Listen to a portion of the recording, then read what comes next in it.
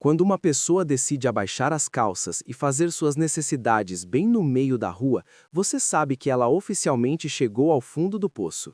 Assim que essa mulher puxa as calças para baixo, um caminhão derrapando surge do nada em alta velocidade. A motorista Michelle desce e congela, encarando a mulher que claramente perdeu a vida. Exatamente naquele momento, o companheiro da mulher se levanta, testemunhando a cena brutal. Antes mesmo de conseguir reagir, ele escorrega, cai para trás e bate a cabeça contra um tronco de árvore quebrado. Seu corpo se debatendo lentamente fica imóvel. Assim, num piscar de olhos, Michelle acidentalmente tirou a vida de duas pessoas. Olhando ao redor para a floresta silenciosa e vazia, ele decide simplesmente fugir e ir direto para casa. Sua esposa, Kathy, está preparando uma refeição quando vê os arranhões sangrentos em seu rosto e pergunta preocupado ao motivo. Michelle, ainda mentalmente preso ao local do acidente, não ouve uma palavra. Mais tarde, à mesa do jantar, depois de lutar com a própria consciência, ele finalmente confessa à esposa que tirou duas vidas naquele dia. Kathy ouve incrédula e pergunta por que ele não chamou a polícia. Michelle explica que eles não têm seguro do carro. Se as autoridades se envolverem, a casa deles, já afundada em dívidas, vai desmoronar completamente. Kathy se recusa a acreditar até voltar ao local e ver os corpos com os próprios olhos. Ela apressa-se em puxar as calças da mulher para cima na esperança de lhe dar um mínimo de dignidade. Sob instruções de Kathy, Michelle limpa as impressões digitais dentro do carro para evitar qualquer rastreamento. Antes de sair, Kathy vê a bolsa elebrante da mulher morta no carro. Pensando que as donas já se foram mesmo, ela diz a Michelle para pegá-la. Em seguida, abre ansiosamente o porta-malas para ver se há algo mais útil. Para seu choque, encontra uma bolsa cheia de dinheiro. Ela chama Michelle e declara: "Isso deve ser um presente de Deus."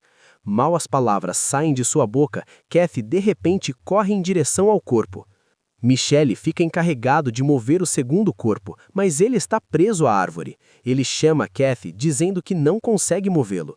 Kathy suspira, pega uma motosserra e corta a parte do tronco presa ao corpo. Eles carregam os restos na caminhonete e vão para casa, deixando o carro da mulher abandonado ali perto. Não muito depois que eles saem, alguém vê o carro e avisa o chefe de polícia Bolden. Ao ouvir que o carro não está bloqueando o tráfego, Bolden diz ao denunciante para deixar como está por enquanto. Está quase no Natal e ele está ocupado indo buscar a árvore de Natal reservada, com sua filha apressando-o. De volta para casa, Michelle observa inquieto enquanto a esposa conta o dinheiro. Ele pergunta o que devem fazer com os corpos na caminhonete. Kathy, focada no dinheiro, diz que resolverão isso depois. Michelle, sentado, sem fazer nada, abre a bolsa e leva um susto, há uma arma dentro. Ainda bem que a bala errou antes, ou Kathy poderia ter pensado que Michelle estava tentando matá-la para ficar com o dinheiro sozinho. De repente, o filho deles, com deficiência intelectual, sai do quarto congelando o casal de medo. Lembrando que o menino herdou o intelecto de Michelle, Kathy fica aliviada, confiado que Michelle não teria inteligência para traí-la. Assim que o filho volta para o quarto, uma batida urgente ecoa na porta. É Bolden, vindo buscar sua árvore de Natal. Para evitar suspeitas, Kathy abre a porta enquanto Michelle corre para limpar a bagunça. Ele segura a arma, olhando para o dinheiro e para um buraco de bala na parede, completamente em pânico. Kathy enrola Bolden na porta, mas eventualmente precisa convidá-lo a entrar. Em um segundo, Michelle enfia a arma e o dinheiro em uma bolsa e fica encostado na parede para cobrir o buraco de bala com o próprio corpo. Ele força uma conversa, convidando Bolden a sentar. Depois de algumas amenidades, Bolden não percebe nada estranho e pede a Michelle que o ajude a carregar a árvore. Kathy rapidamente esconde a bolsa enquanto os homens saem. Assim que Michelle chega à caminhonete, vê um pé de um cadáver para fora. Em um momento de parar o coração, a atenção de Bolden é atraída para um amassado na caminhonete. Michelle instintivamente bloqueia a visão do pé com o próprio corpo. Quando perguntado sobre o amassado, Michelle mente dizendo que sua esposa bateu em algo quando praticava a direção e que não relataram por causa do seguro. Ele se move de forma estranha, usando o corpo como escudo, guiando Bolden até a árvore de Natal. Nesses segundos críticos, Kathy corre para fora, vê o pé e o cobre. Bolden vai embora sem desconfiar nada. O casal solta um enorme suspiro de alívio. Assim que as lanternas traseiras de Bolden desaparecem, eles correm para o computador para pesquisar como se livrar de corpos. Sendo minuciosa, Kathy muda a pesquisa de um corpo para 2 corpos. A primeira pesquisa sugere alimentá-los a porcos, já que têm estômagos fortes. Mas o lado ruim é que leva muito tempo. Kathy descarta essa opção. Eles precisam de rapidez. A segunda opção é ácido, que exige conhecimento de química que eles não têm. Kathy, fã de romances policiais, decide pela terceira opção, alimentar os ursos da floresta. O plano está traçado. Ao amanhecer, embrulham os corpos pesados em lonas impermeáveis, colocam em um velho barco de madeira e sobem o rio gelado. Cada solavanco faz seus corações pararem. Eles chegam a uma praia rochosa sob uma cachoeira, um local conhecido como área de alimentação de ursos negros locais. Sob a cobertura do barulho da água, arrastam os corpos até as pedras e os cobrem com mel para atrair os feras. Assim que os ursos terminarem a refeição, as mortes parecerão um acidente ou um desaparecimento. Eles fogem do local, deixando a limpeza para os predadores do topo da floresta. Alguns dias depois, esperando pelo melhor, retornam, mas suas expectativas se despedaçam. Os presentes cobertos de mel estão intocados, nem mesmo atraindo insetos. Mais terrorizante ainda, um terceiro corpo desconhecido agora está deitado ao lado dos 2 originais. Uma fria sensação de absurdo os domina. Até Kathy fica perplexa com essa reviravolta que desafia seus romances, mas rapidamente se recompõe. Eles carregam os 3 corpos de volta e os levam para casa. Kathy sugere colocar os corpos de volta no carro original para simular um acidente. Desde que Michelle mantenha a boca fechada, a polícia nunca descobrirá.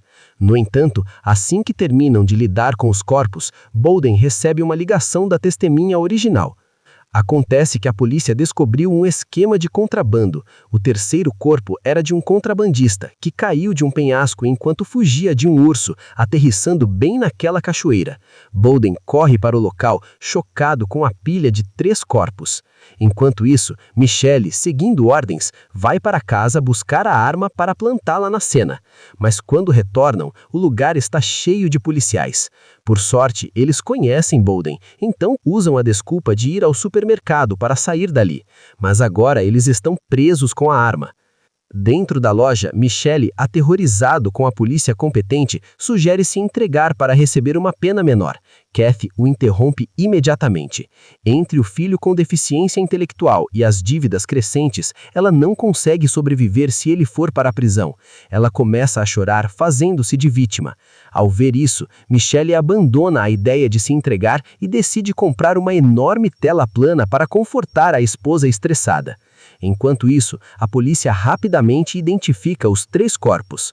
O homem e a mulher eram compradores ilegais, enquanto o terceiro cadáver, o que caiu para a morte, era o contrabandista. Bolden deduz que provavelmente houve um conflito durante a transação, mas então ele encontra um grampo de cabelo na bolsa de evidência que parece exatamente como um que sua filha, Blanche, possui. Quando a confronta em casa, ela fica defensiva e evita a pergunta. Precisando de um álibi prova de falhas, Michelle e Kathy visitam uma dona de clube local, Sabine. Eles subornam-a para dizer que estavam em seu clube na noite do incidente. Sabine, autoproclamada cristã devota, afirma que nunca mente, até o dinheiro tocar sua mão. Ela acorda a mentir sob juramento. Na manhã seguinte, Bolden precisa convocar formalmente sua filha não cooperativa à delegacia para interrogá-la sobre o grampo.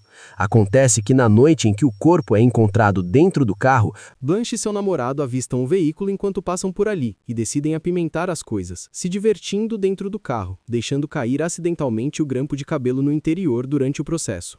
Além disso, não há corpo no carro naquele momento específico. Através do depoimento de Blanche combinado com o testemunho da primeira testemunha, a polícia consegue confirmar que o corpo foi colocado ali mais tarde e que o momento do crime ocorre exatamente entre a saída de Blanche e a descoberta do corpo no dia seguinte. Ao verificar os horários nas imagens de vigilância antes de entrar e depois de sair da montanha, eles concluem que Blanche e seu namorado permanecem no carro por exatamente 17 minutos. Ao ouvir isso, Bolden rapidamente delimita uma zona específica do crime com base no intervalo de tempo entre a saída de sua filha e a descoberta do corpo, percebendo que apenas alguém que mora naquela área teria tempo suficiente para se livrar do corpo tão rapidamente. Assim, a fazenda de árvores de Natal de Michelle se torna o principal alvo da polícia, levando-os a investigar imediatamente. Assim que Bolden entra na casa, ele nota a televisão gigante que Michelle e sua esposa acabaram de comprar, o que obviamente é um gasto enorme para a família de Michelle, que enfrenta dificuldades financeiras. Felizmente, o buraco de bala dentro da casa está coberto por um quadro decorativo pendurado por Michelle, impedindo que Bolden perceba qualquer coisa suspeita ao retornar. O que se segue é uma série de interrogatórios bastante padrão e oficiais. Bolden vai direto ao ponto e pergunta o que o casal estava fazendo na noite anterior à descoberta do corpo. Cat conta sobre o tempo que passaram no clube, acrescentando que havia um evento social naquela noite. Em seguida, Bolden chama o filho ingênuo deles para perguntar se seu pai e sua mãe estavam em casa na noite do incidente. Por sorte, o filho esteve dormindo em seu quarto a noite inteira, o que os ajuda a passar pelo intenso questionamento de Bolden. No entanto, quando Bolden retorna à delegacia, a policial Florence percebe que algo está completamente errado. Depois que a polícia vai embora, Michelle segue para a igreja da cidade, completamente apavorado com o interrogatório e confessa tudo ao padre, tremendo. Quando o padre descobre que Michelle possui uma grande fortuna, imediatamente diz para ele levar o dinheiro até lá e deixar que Deus o mantenha em segurança. Sob a proteção divina, será extremamente difícil para a polícia descobrir a verdade. Aterrorizado, Michelle concorda com o plano e decide colocar sua fé na proteção divina de Deus. Na manhã seguinte, Bolden descobre que seus superiores estão enviando 2 detetives para assumir a investigação do caso. Nesse momento, os 2 detetives já chegaram ao posto de gasolina perto da entrada da cidade, abastecendo o carro. O que eles não sabem é que uma ameaça mortal os está seguindo de perto. Um assassino profissional enviado por uma organização ilegal para rastrear o paradeiro do dinheiro e das mercadorias. Justamente quando estão pagando pelo combustível, o assassino entra no estabelecimento. Em um piscar de olhos, o assassino elimina de forma limpa e eficiente os 2 detetives e o funcionário do posto. Depois disso, pega a identidade de um dos detetives e vai direto para a delegacia, se passando pelo detetive que deveria assumir o caso. Ao encontrar Bolden, o assassino vai direto ao ponto e exige detalhes e o andamento da investigação. Usando a desculpa de que é Natal, Bolden adia a entrega das informações para o dia seguinte, recusando-se a revelar qualquer detalhe. Depois que o assassino vai embora, Bolden marca um encontro com Michelle e sua esposa. Como bom amigo de Michelle, Bolden revela a chegada dos detetives e o fato de que eles forjaram um álibi, incentivando Michelle a se entregar e explicar a história claramente para tentar reduzir sua sentença. Percebendo que não há mais como esconder, Michelle confessa voluntariamente tudo, dizendo que fez tudo sozinho e que Cat não sabe absolutamente nada sobre o ocorrido. Ao ouvir isso, Bolden entende a intenção de Michelle de proteger sua esposa e promete não investigar mais a fundo. Ele até sugere que quando Michelle se entregar, diga que seu filho estava dirigindo o carro, garantindo que nenhum dos 2 precise cumprir pena na prisão. No pior cenário possível, o filho seria enviado para algum tipo de instituição de proteção. Dessa forma, a questão do dinheiro vai parar diretamente nas mãos de Bolden através da confissão autoincriminatória de Michelle. Ao encarar a enorme bolsa de dinheiro dentro da casa do padre, já com uma parte visivelmente faltando, o padre explica apressadamente que Deus simplesmente pegou para uso próprio. Bolden não acredita nisso de forma alguma e ordena que o padre devolva o dinheiro imediatamente, caso contrário, enfrentará um período na prisão. Em seguida, Bolden leva a bolsa de dinheiro consigo. No entanto, o que Bolden não sabe é que cada um de seus movimentos está sendo observado de perto pelo assassino escondido nas sombras. Assim que Bolden retorna ao cofre da delegacia para depositar o dinheiro, o assassino aparece silenciosamente atrás dele e aponta uma arma. O sortudo Bolden é salvo por Florence, que chega a tempo. Depois disso, Bolden encontra a identidade verdadeira do detetive no corpo do assassino, percebendo finalmente que o homem diante dele era um assassino letal. Tendo escapado por um triz da morte, Bolden retorna para casa ainda abalado. Nesse dia de Natal, ao olhar para sua filha, que todos os dias espera por seu retorno seguro junto com sua esposa e as amigas dela em casa, ele imediatamente deixa tudo para trás. O perigo de resolver casos perde a importância diante dos preciosos momentos de reencontro com sua família ao seu lado. Então Bolden pega uma pilha de dinheiro daquela bolsa e entrega a sua filha como presente de Natal para que ela compre um carro novo. Blanche o abraça feliz e a relação entre pai e filho dá um grande passo naquela noite especial. Enquanto isso, a família de Michelle celebra alegremente em um restaurante de alto padrão que jamais ousaram frequentar antes, comemorando um Natal incrivelmente feliz. Após o Natal, a delegacia retorna à sua rotina habitual e organizada. Diante dos questionamentos de seus superiores por tantas mortes, Bolden coloca toda a culpa no assassino que tentou matá-lo, omitindo completamente qualquer informação sobre a família de Michelle. Na conversa, Bolden descobre que sua chefe está preocupada com o desejo do filho de comprar um piano caro. Então, quando ela sai, ele doa um piano sofisticado para a criança em nome do padre da igreja. A chefe aceita felizmente o presente generoso e diz a Bolden cuidar do caso sozinho, prometendo que não fará mais perguntas. Nesse ponto, todos os segredos estão enterrados, todo o dinheiro sujo é distribuído e a pequena cidade recebe um Natal acolhedor, enquanto finalmente retorna à sua antiga paz.